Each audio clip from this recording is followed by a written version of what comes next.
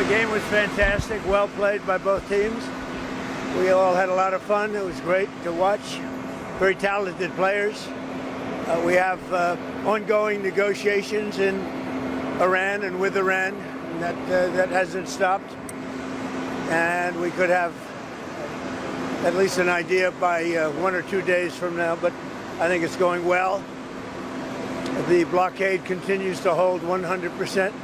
Nothing is getting through our blockade. No oil, no income, no nothing. Nothing's getting through the blockade. We have our great Secretary of the Interior, and we have Lee Zeldin, as you know, Environment, and you might give him a little update on what we're doing with a few different things, as long as we're here with the news, with the media. See, I'm being very nice tonight, the media.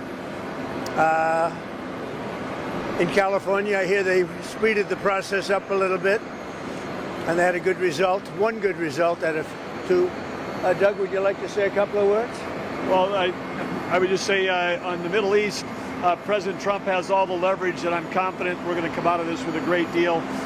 In terms of getting ready for the spectacular celebration of our amazing country, our 250th, with President Trump's Safe and Beautiful in D.C., what's been accomplished. Want to give a shout out to everybody that works for the National Park, the U.S. Park Police, but you know, cleaning up dozens and dozens of monuments, dozens of fountains back working again. The reflecting pool, which you've all known is near completion. It's going to be ready before the UFC event at the end of this week. So everything's going great on that front. The city's never looked better, and President Trump, I think you've said you call them love letters. You've got more love letters on about the fountains and the beauty of the city than ever before. But how fitting as we go into our 250th that President Trump personally getting involved in making sure that our capital reflects the greatness of our country, because it's not decline is a choice, and President Trump has shown a blueprint for every American city, every mayor in this country that's got a large metro, that's got a homeless problem, that's got a graffiti problem, that's got a crime problem. He's played out a blueprint of how you solve that, and that's the real lesson here. Well, and I have to tell you that the main thing is there's very little crime now in D.C. It was a crime haven a year and a half ago. Very little crime. Soon, I think it'll be almost no crime whatsoever. So I want to thank really the National Guard, the D.C. Police. We work very closely with them, and they do as we ask, and they've been terrific, really terrific. And we have very, very little crime. Also, Memphis, and if you look at New Orleans in Louisiana, they're down 77%. Memphis is down 74%. And I would say D.C. is down 95%. D.C. has become very safe and very beautiful. The grass is new, much of the grass. You know, grass has a life just like a human being has a life, and it hadn't been changed in 100 years. But you see there's nobody sleeping on the beautiful parks. The wire and fences are all taken down. And D.C. is very safe, and it's also become very beautiful. The reflective lake, as we call it, the beautiful reflective lake. I mean, it's like a mirror, and that's filling up now, still filling up. And the work, and we increased the scope quite a bit. We've taken care of now all of the sidewalk and everything around the lake, because we have to bring it into the same shape. And a lot of it's granite. We sandblasted. It looks beautiful. And we had 22 different fountains, all of which didn't work for 40 or 50 years. They were loaded up with graffiti, and because of the Department of Interior working with me and some other people that are into it, we want to beautify. We have one of the most beautiful capitals in the world, and doing a really good job. So of the 22, not one of them worked for 40 or 50 years.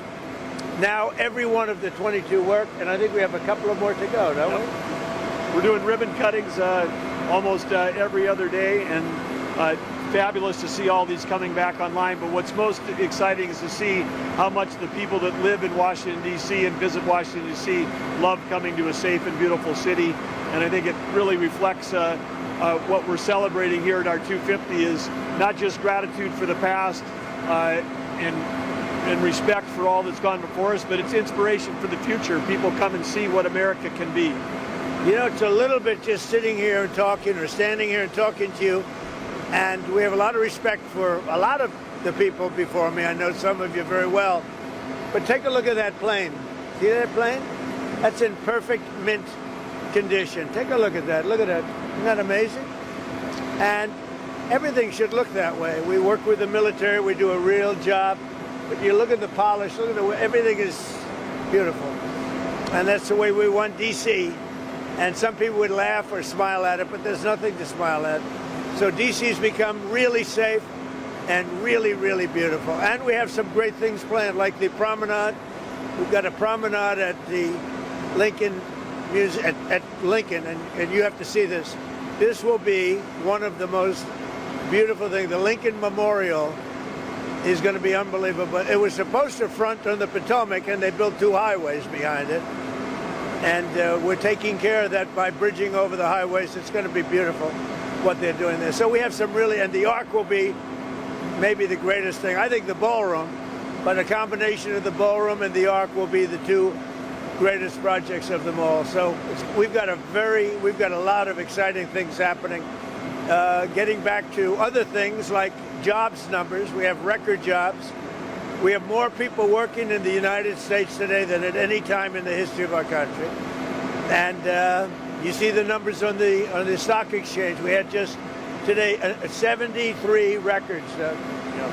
We have 73 new highs.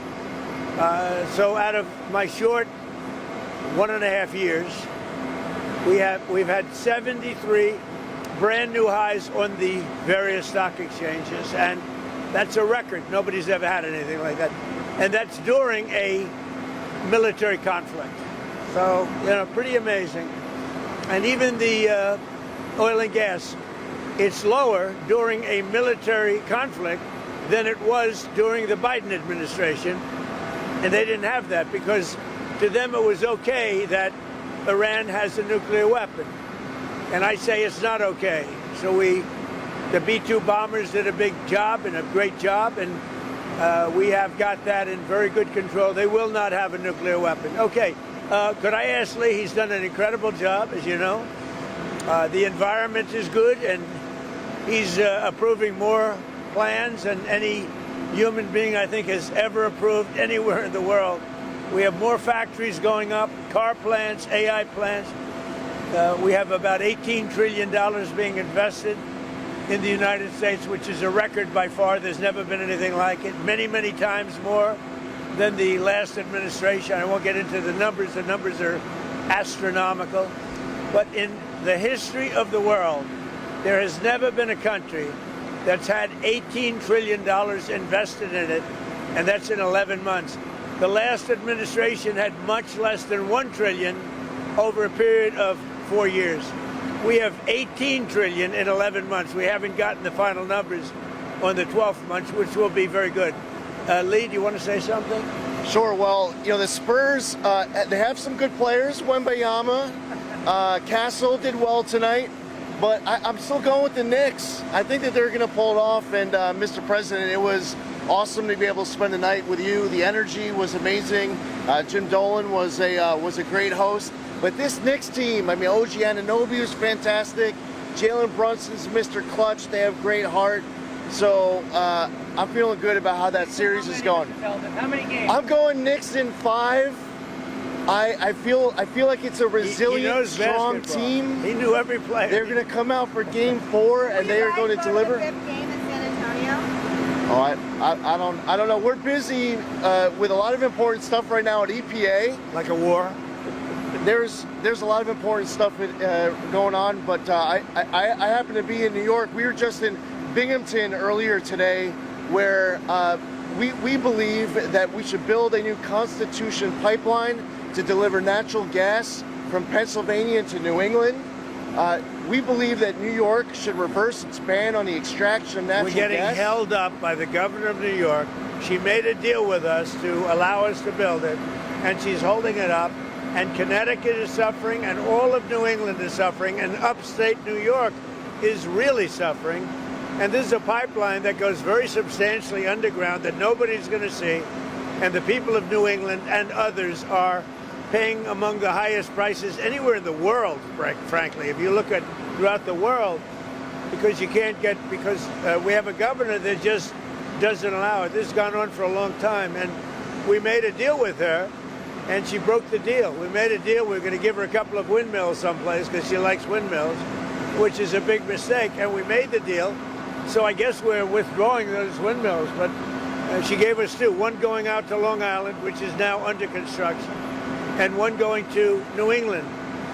And the big one going to New England, the people in New England are paying a fortune for energy because of the fact that New York, for decades, has stopped the pipeline. So we made a deal with the governor, and she broke the deal. Speaking of New York, did you see Mayor Mamdani at the game? I did not, no. What did you think of the reception you got from the Knicks fans tonight? I thought it great. I mean, I thought it was amazing, actually. You mean when they had the camera on me? I thought it was very good, yeah. It was certainly amazing. It was I think, mostly cheers. It was loud, and it was very enthusiastic. Mr. President, ESPN commentator Stephen A. Smith, who was talking about running for president, said he would blame you if the Knicks lost the game. How do you respond to that? I think he's a nice guy, but you need a certain aptitude to run for president. You need a high IQ. I'm not sure that Stephen has that. I don't think he does, actually. Mr. President, what did you say to Prime Minister Netanyahu when you spoke to him? We had a very good conversation, and he was hit, and he hit back, and I can't blame him for that, but he was hit, he hit back, and now they've called it quits, so they're going to just leave each other alone for another week or something. It's been going on for a long time. You could say about 3,000 years if you really want, but certainly it's been going on for 47 years. But no, he hit back. They were going back and forth, and now they both agreed through me to stop.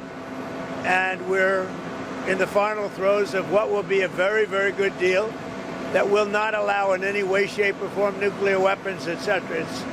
And the strait will open up right away. It'll open up immediately upon signing, which could be in 2 or 3 days. Did you ask them not to hit back? Did you ask them not to hit back? No, I said do what's right, but I want you to stop as quickly as you can, because they have to stop. It's had to do with Lebanon, and it has to stop. We want to get it finished. There's a report that an Army helicopter went down in the strait. Can you give us an update on that? Are the soldiers okay? The pilots are fine, yeah. And was Nobody that, injured. What brought it down? We are going to issue a report tomorrow, but the pilots are fine, yeah. Sir, did you say 2 or 3 days or 2 or 3 weeks? that 2 or you'll be 3 signing? days.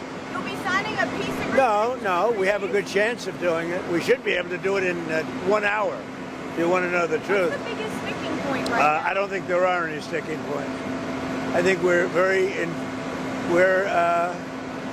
very close to having a very, very good, strong, powerful deal.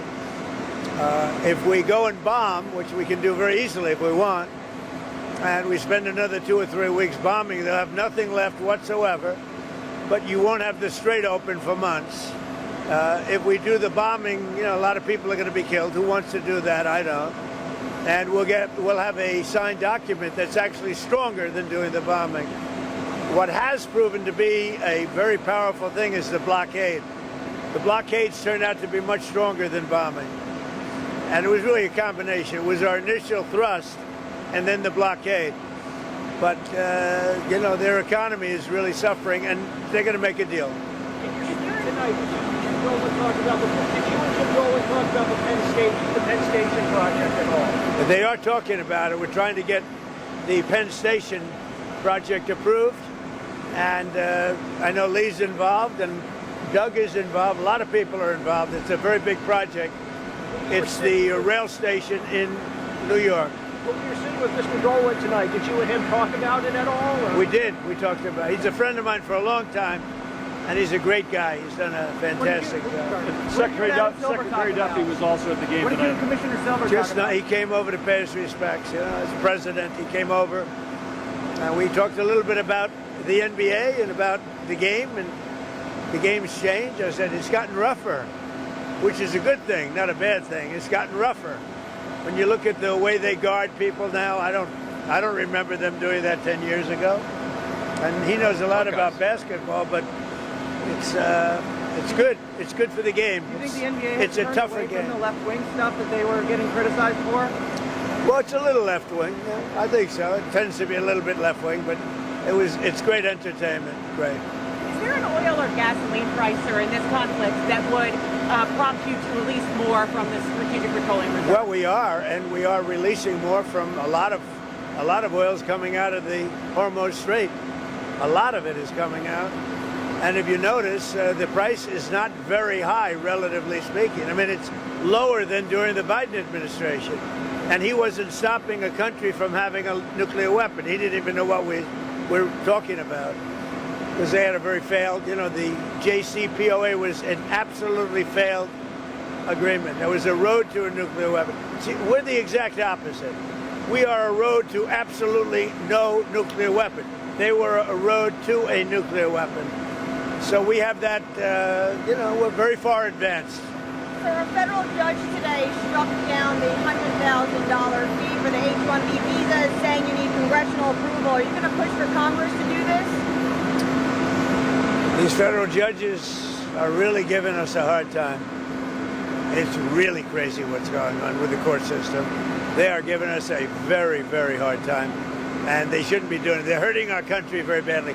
Thank you very much, everybody. Thank you. Mr. President. Oh, did you see any players? See any players? Good effort. Good effort.